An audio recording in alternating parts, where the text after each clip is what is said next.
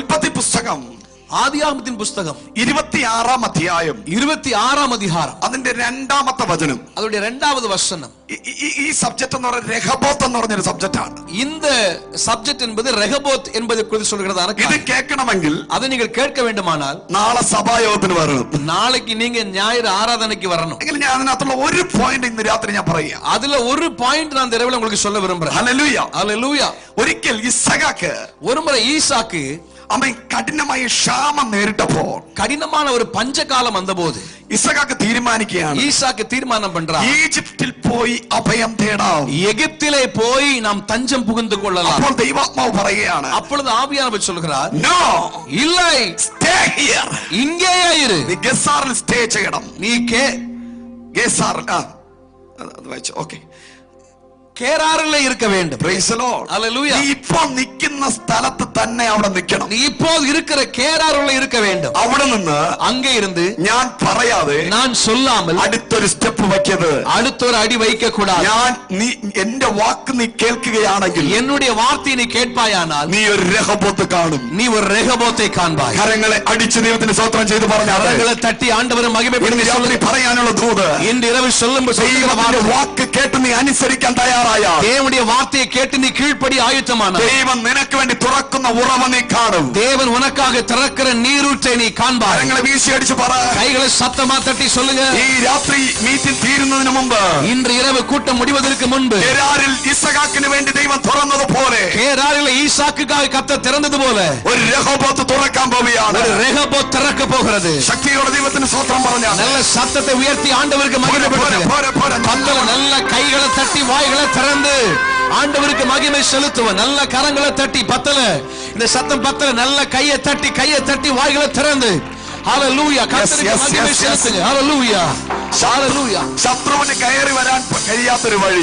எதிரிக்கு கடந்து வர முடியாத ஒரு வழி, ശത്രുവിന് വഴക്കുണ്ടാക്കാൻ കഴിയാത്തൊരു വഴി, எதிரி சண்டையிட முடியாத ஒரு வழி ഇന്ന് രാത്രി കർത്താവ് തുറക്കും. இன்று இரவு கர்த்தர் திறப்பார். ശക്തിയോടെ പറഞ്ഞാട്ടെ, நல்ல சத்தமா சொல்லுங்க.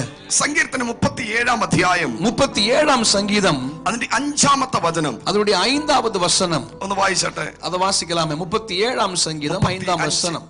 37-ാം സങ്കീർത്തനം 37-ாம் சங்கீதம் അതിന്റെ 5-ാമത്തെ വചനം, 5வது வசனம். உன் வழியை கர்த்தருக்கு ஒப்புவித்து அவர் மேல் நம்பிக்கையாயிரு, அவரே காரியத்தை வாய்க்க பண்ணுவார். ഹല്ലേലൂയ ஹல்லேலூயா. നിന്റെ വഴിയെ, உன் வழியை ദൈവത്തിൽ സമർപ്പിക്കുക, கர்த்தருக்கு ஒப்புக்கொடு, അവനിൽ തന്നെ ആശ്രയിക്കുക, அவர் மேலேயே நம்பிக்கையாயிரு, അവൻ അത് സാധിപ്പിക്കും. அவரே காரியத்தை வாய்க்க பண்ணுவார். ഹല്ലേലൂയ. ഇന്ന് രാത്രി എത്ര പേര് വിശ്വസിക്കുന്നു? இந்த ராத்திரில எத்தனை பேர் விசுவாசிக்கிறீங்க? ഹല്ലേലൂയ. ஹல்லேலூயா. നിന്റെ കാര്യങ്ങളെ ദൈവസന്നിധിയിൽ സമർപ്പിക്കുക. உங்கள் காரியங்களை தேவ சமூகத்திலே ஒப்புவித்து അവൻ നിനക്ക് വേണ്ടി വഴി തുറക്കും. அவர் உங்களுக்காக வழிகள் திறப்பார். ഹല്ലേലൂയ. ஹல்லேலூயா. പുറപ്പാടിന്റെ പുസ്തകം 14-ാം അധ്യായം யாத்ராகமத்தின் புத்தகம் 14ஆம் அதிகாரம் അതിന്റെ 1 മുതൽ 2 വരെ വായിക്കുമ്പോൾ, அதில் 1 முதல் 2 வசனங்களை வாசிக்கும் போது അവിടെ ഒരു ഭയങ്കരമായ ഒരു കാര്യം നമുക്ക് കാണാൻ കഴിയും. அங்கே ஒரு பயங்கரமான ஒரு காரியத்தை பார்க்க முடியும். ഇസ്രായേൽ ജനത്തിന് இஸ்ரவேல் ஜனங்களுக்கு വഴി കാണിച്ചു കൊടുക്കുവാൻ வழி காண்பிக்கும்படியாய்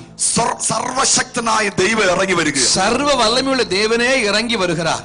ഞാൻ കാണുന്നത്, நான் பார்க்கிறது, ഇന്ന് ഈ ഗ്രൗണ്ടിനകത്ത് ഈ ജനം, തിരുനെൽവേലിയിലെ ജനം വന്നിരിക്കുന്നത് പോലെ, இன்று இந்த மைதானத்துக்கு முன்பாக திருநெல்வேலி ஜனங்கள் வந்து அமர்ந்திருப்பது போல, ഇസ്രായേൽ ജനം ഇങ്ങനെ കൂടിയിരിക്കുമ്പോൾ, இஸ்ரவேல் ஜனங்கள் கூடி இருக்கும்போது അവരുടെ നടുവില് அவர்கள் நடுவிலே ദൈവം വന്നിറങ്ങുകയാണ്. தேவன் வந்து இறங்குகிறார்.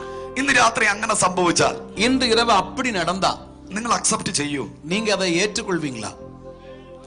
ശിഷ്യന്മാർക്ക് ഡൗട്ട് തോന്നി, പിന്നെയാ നമുക്ക്. சீஷர்களுக்கே சந்தேகம் வந்துச்சு, அப்புறம் நம்மள என்ன சொல்றது? യേശു ഇല്ലാത്ത പടക് സമുദ്രത്തിലൂടെ പോകുമ്പോ, இயேசு இல்லாத படகு கடல்ல போகும்போது ഒരുവൻ സമുദ്രത്തിലൂടെ ഇങ്ങനെ നടന്നു വരിക. ஒருவர் கடல் மேல் நடந்து வர்றாரு.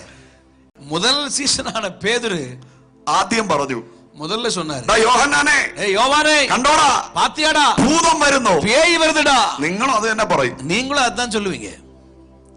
Praise the Lord. Hallelujah hallelujah. ஹல்லேலூயா.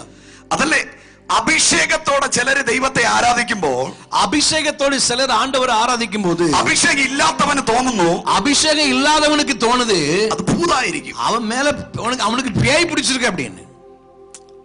ഒരുത്തൻ അൺകൺട്രോളബിൾ ആയിട്ട് കൈയടിച്ച് ആരാധിച്ചാൽ, ஒருவர் கட்டுப்படுத்த முடியாம கையை தட்டி ஆராதிச்சா, കൈയടിക്കാത്തവൻ ചിന്തിക്കുന്നത് கையை தட்டாதவன் நினைக்கிற காரியம் എന്റെ മേലെ പരിശുദ്ധാത്മാവും ஏன் மேல பரிசுத்த ஆவியும், ആ കൈയടിച്ചോണ്ടിരിക്കുന്നവന്റെ മേലെ ദുരാത്മാവുമാണ്. அந்த கையை தட்டிட்டு இருக்கிற மேல பொல்லாத ஆவி இருக்கின்றான். Praise the Lord. Hallelujah, Hallelujah. Hallelujah. Hello, hello, chance ഉണ്ട് കേട്ടോ. வாய்ப்பு இருக்கு, கேட்டீங்களா? ഇസ്രായേൽ ജനത്തിന്റെ നടുവിൽ ഇറങ്ങിയ കർത്താവ്, இஸ்ரவேல் ஜனங்கள் நடுவில் இறங்கி வந்த கர்த்தர் തിരുനെൽവേലിയിൽ ഇറങ്ങി വരാൻ ചാൻസ് ഉണ്ട്. திருநெல்வேலியில் இறங்கி வர வாய்ப்பு உண்டு.